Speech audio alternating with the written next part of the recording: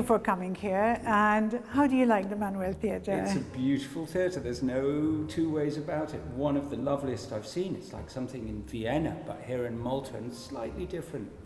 Really wonderful. I'm sure everyone's seen it who's watching this, but if you haven't, you should go to something there, if only to see the theatre. And it's so lovely and compact, isn't it? Beautiful, yeah. What brings you to Malta? There's only one answer to that, which is really the origin of all answers, which is my mother. Yes, your lovely mother. My lovely mother. Yes. When my father died, my mother suddenly announced that she was going to spend time in Malta. We had no other connection, but from then on, 14 years ago, she's been coming here very often. Yes. And so now, so do we. Mm-hmm. And obviously she came here, she's done a lot of work here at Mater Dei Hospital. Yes. And I mean, she's very highly regarded also. She gave me this lovely book when she was here last and wrote a lovely message also. But this is your new book, Rowan. It's my latest book. Before that I've written 2 novels. Mm-hmm. But that was a departure because that is non-fiction. Right. And I can tell you, non-fiction for a novelist is a little bit more difficult, because normally you can sit there and write it was a dark and stormy night. But if you're writing non-fiction, you have to check that that night was indeed dark and stormy. So it's a lot more complicated, especially when you're writing about an area that is so hotly contested and the centre of so much politics and difficulty. Yes. So you went there yourself, right? Can you tell me a bit about it? Times. Tell me about it. Perhaps it would help if I told you something about the story and how it came to be.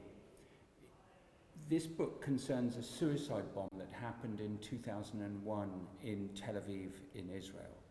And although we are now sadly used to hearing about suicide bombs in Syria and Iraq, and less so there now, you know, even at that time, people were slightly insulated against the horror of hearing it if you were miles away. But this one was outside a nightclub, and the people outside were mostly teenage girls. Right. Because it was teen night at the nightclub. And for me, at that time, years and years ago, I loved going to nightclubs, and I also used to work at MTV, and so those people outside the nightclub were kind of my people. Mm-hmm. Didn't matter where they were from. In fact, although they were targeted for being Israeli, in fact, until a few years before, they'd been part of the former Soviet Union. Right. You know, they were the children of people who decided to move there. And after this particularly horrific suicide bomb, there was a heart transplant between an Israeli Jew and a Palestinian Muslim. And so this, for various reasons that we can get into, drew me to the story, and that this book is a story about the suicide bomb, about the people who did it, about the people it was done to, and about so the you heart researched, you did a lot of research, obviously. So much research. Yes. 6 years of research.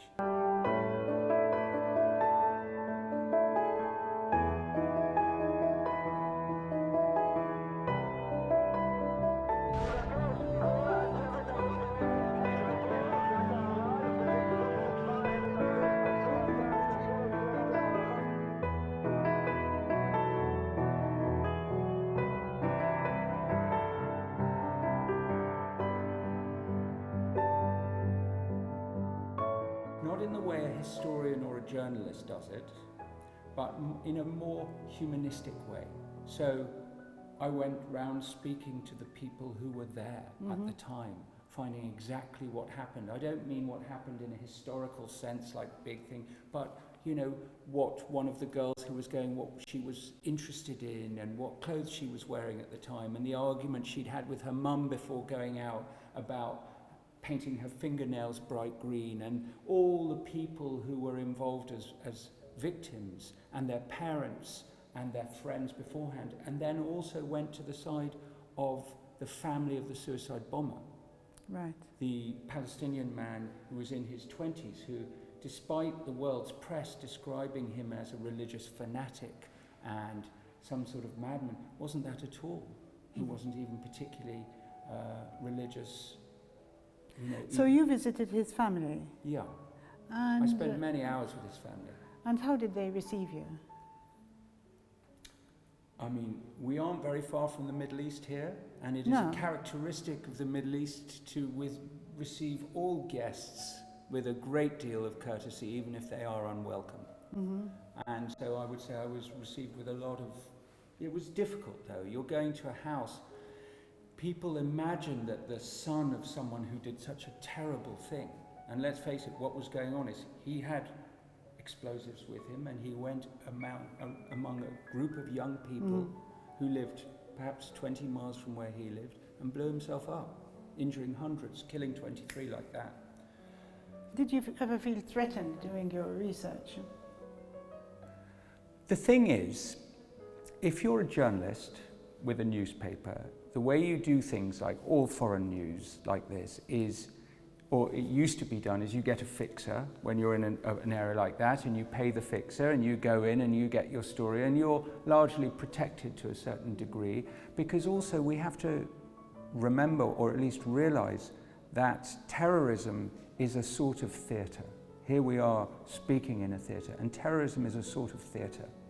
Without the work of the media, terrorism would just be a violent crime. But the media, journalists, writers play their role by putting this violence onto the world stage with the hope, from the terrorist perspective, of making every innocent person feel unsafe.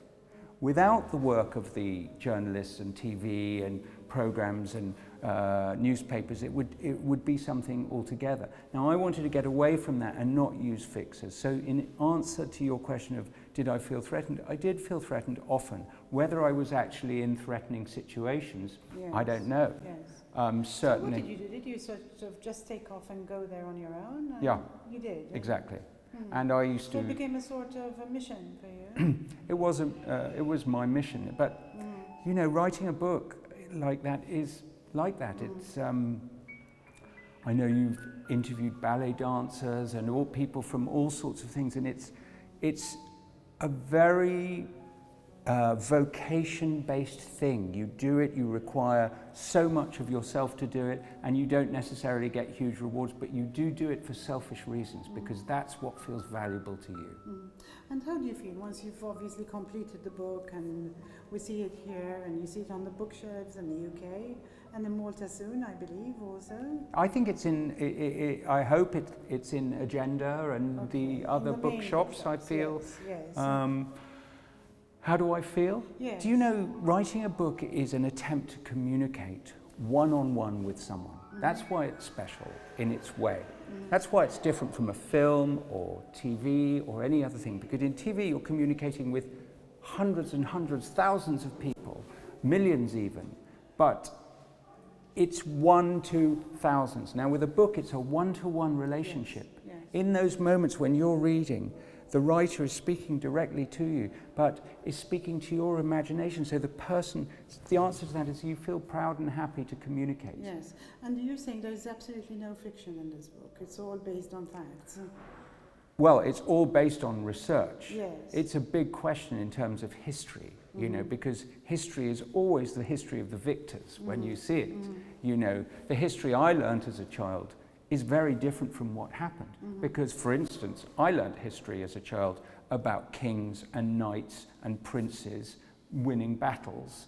And so for a start, there were no women in my history when I was learning as a child. Is that real history?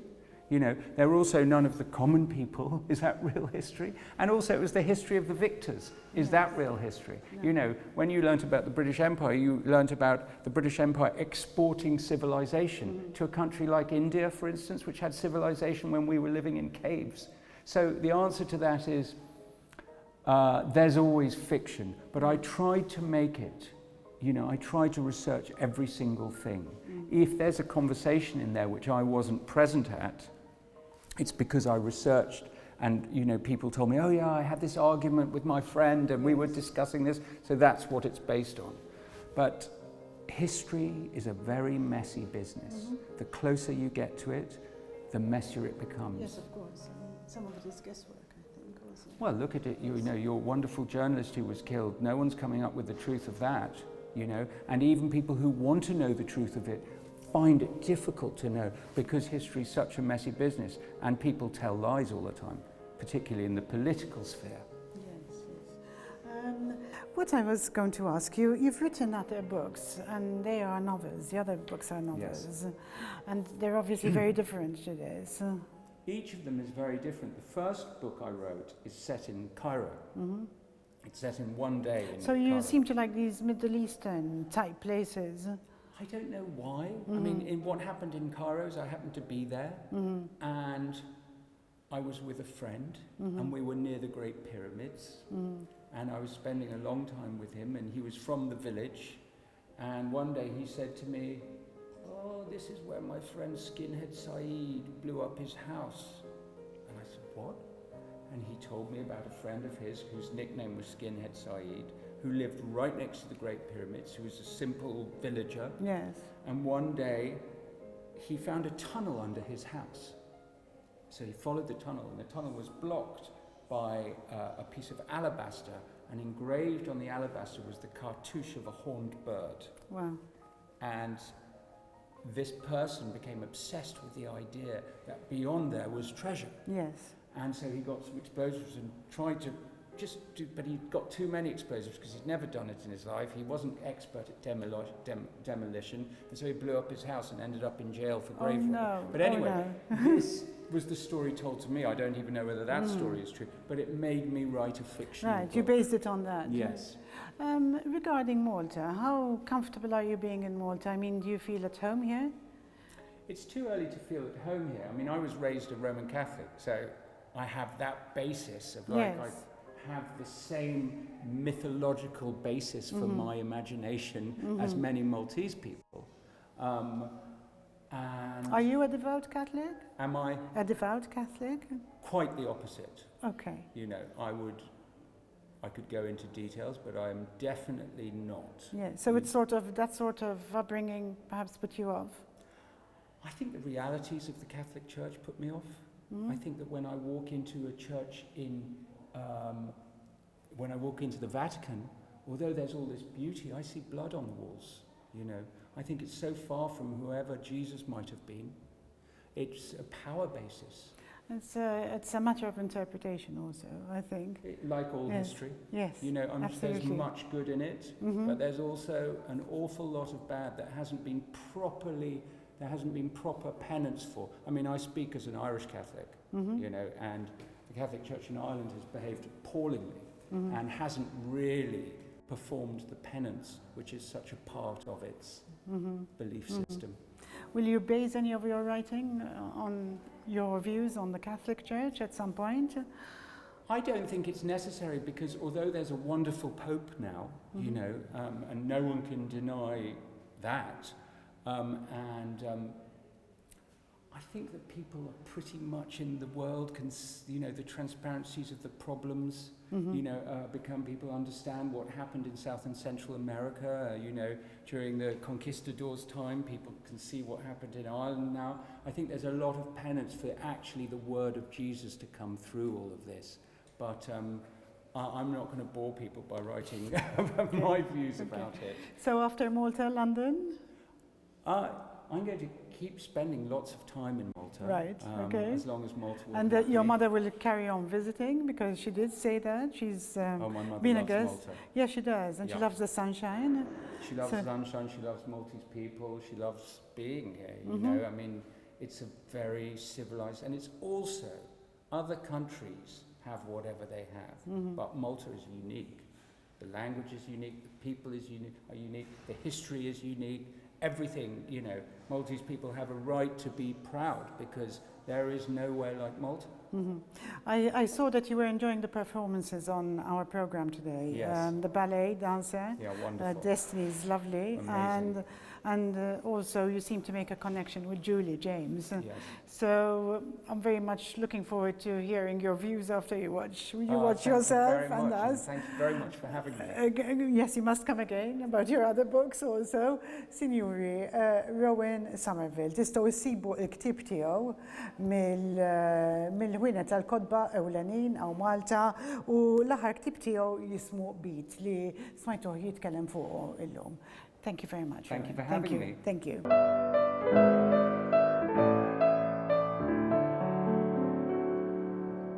There's a bright golden haze on the meadow. There's a bright golden haze on the meadow. The corn is as high as an elephant's eye, and it looks like it's climbing clear up to the sky. Oh, what a beautiful morning. Oh, what a beautiful day. I've got a beautiful feeling. Everything's going my way. All the sounds of the earth are like music. All the sounds of the earth are like music. The breeze is so busy, it don't miss a tree.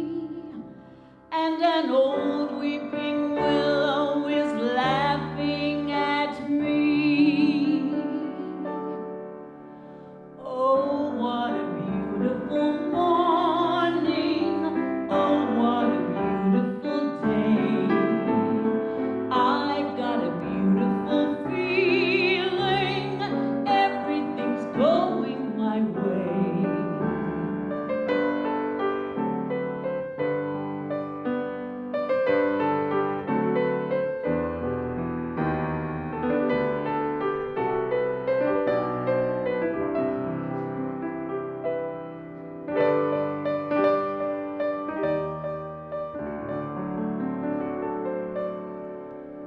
Oh, what a beautiful morning.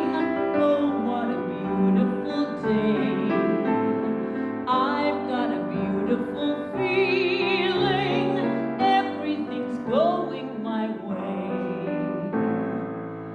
Oh, what a beautiful day.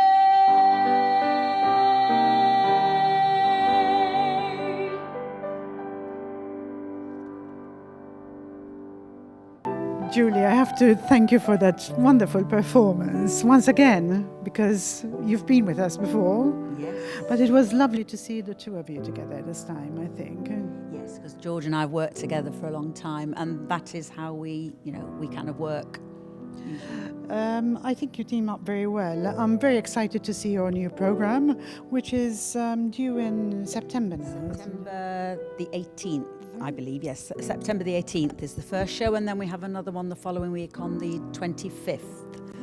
And obviously you can get all that information on the website, on the Manuel Theatre website anyway. So, but yeah, we're quite excited. We've done that, a few of the songs we've done today, they're from. About that, George, performing like for the TV audience today, just to give them a taste of what's to come. It's a bit new to me because I'm not much on television. Oh, it's okay. Enjoy hearing you more. Yeah. It went okay. I think it's quite all right. Yeah. It gives people a taste, but of course when you have an audience, then you can really take yourself out to them and they give back to you so much. And when you have an audience here, I hear they do come down and join in. Oh wow, they sing. The last show we did, I was saying they knew the songs better than we did. They were singing before I started. I was so amazed by it all, but it was lovely. It gives a great atmosphere because then you know people are enjoying themselves. So this is the type of audience that will probably come back to your new shows also. Yes, I hope so. That's why we're planning on doing lots of different shows. So if they do want to repeat, it won't be a complete repeat, There'll be lots of different songs for them to listen to. What are we expecting? You're starting off in September, and how regular will you be performing here? It depends. I mean, it depends on the demand. We're hoping to get into quite a nice routine of, I don't know, maybe once a month or, a bit less. It depends. Just keep looking at the press and the website. Yes, exactly. To keep in touch and see what's going on. Yeah. Who chooses the program and how do you choose it? The content of Well, your... we usually, up to now, we just choose a theme, obviously with the bracket of the people's age. The first show we did was 60s and 50s songs, so we chose the best songs that were popular in the 50s and 60s, and it worked out fine because the reply from the people, you could tell that we chose some of the good songs that were very, very popular. The next show will be from movies songs. But we are kind of using a broad theme of like songs from yesteryear. Yes. Lovely. So that's all what it's all about, really, songs from yesterday. We'll be seeing you again next week. You kindly offered to join us on our program again next week, so that's lovely. And we'll be seeing more of you on TV. That's good. Okay. Julie, how do you feel about the new refurbishment of the manual? I think it's beautiful. I think it's absolutely lovely. I actually saw the Manual Theatre before they put the new seats in, when they were still waiting for them. And then the next time I came, it was all there and beautiful. And of course the floor is a little bit, slanted now, so it's more nicer for the people to watch. And of course the extra boxes and that, it's lovely. It really is. It's been done tastefully and nicely, and it's enhanced the manual, and that is most important. That's the lovely thing about it. The manual was lovely. Yes. How long have you been performing at the manual? Oh golly, I didn't get to the manual till probably, I don't know, 2000 or something like that, I think, or something like that, or just the late 1990s. But over the years, then I've done a bit here and there, a few theatre shows, and things with Toy Toy. So it's lovely. How important do you think it is to introduce young kids? Because there is a program with Toy Toy that's aimed at kids, even babies. You've got a 0 to 2 program. Yes.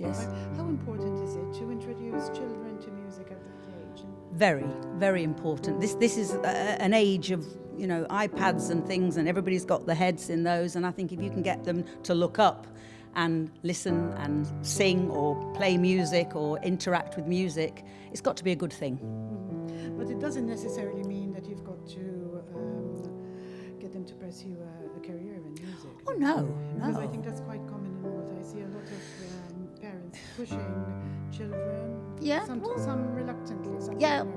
Some kids, they just take to it and they go for it, and some they can just do it for pleasure. And that's the main thing. If you don't enjoy what you do, you can't do it well anyway. So anyway, let's just do it for pleasure and then see where it leads from there. We've really enjoyed hearing you singing. Would you like to pass on a message to our audience today? Come and see me. Oh yes, okay. That's a good idea. I'm thinking, what kind of message do you want me to say? Please, if you love music in any shape or form, come and watch George Formosa and myself, Julie James, at all the music shows, music from yesteryear. The first one is in September the 18th. And you've also got Play Me a Song, don't you? Oh, the send a song at the care homes, yes. So that's something you run separately through here? Yep. But via Toy Toy? Oh, via Toy Toy, but I kind of just go on my own there with a little speaker, and that's even more intimate, one-to-one. Yes, so that's lovely. Thank you very much. You're welcome. See you